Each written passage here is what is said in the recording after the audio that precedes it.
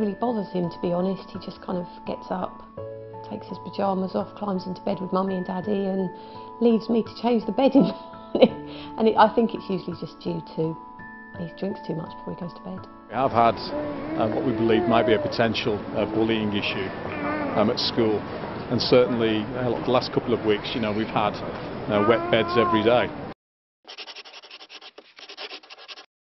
The statistics say 1 in 6 children at 6, 1 in 7 children at 7 and 1 in 11 children at 9 are still wet in the bed.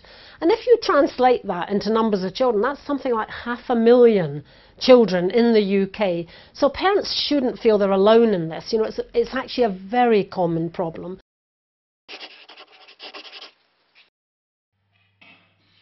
Children might be very heavy sleepers, so that they just don't wake up to the signals from their body.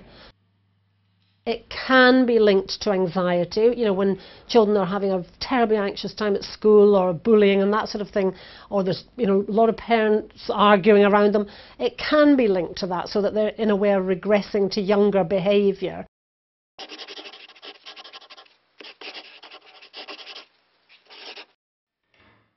It's really important, if your child's still bedwetting in the 5 to 9 age range, to not make them feel guilty, to not make them feel there's something wrong with them. It's hard, of course, but you should try and be a little bit calm and laid back about it, because anxiety is not going to help. Tell your child that they're not the only one, that lots of children their age still haven't managed it. Don't ever punish them or tell them off, because they're not doing it deliberately, they cannot help it. It's about supporting your child, reassuring them, telling them they will get there in the end. Just thinking about that emotional side of it makes a big difference.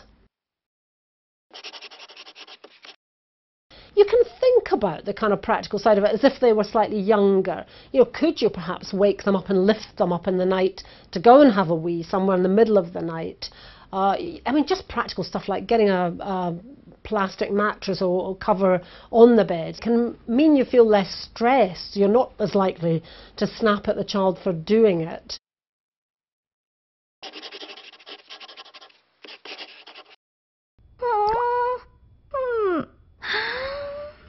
In theory, you'd think, oh, well, if they didn't have a drink at night, they won't need to go. But there's not great evidence for that. But I think individual children and parents vary, and you could look at your child, think if they did have a drink late at night or not, does it make a difference?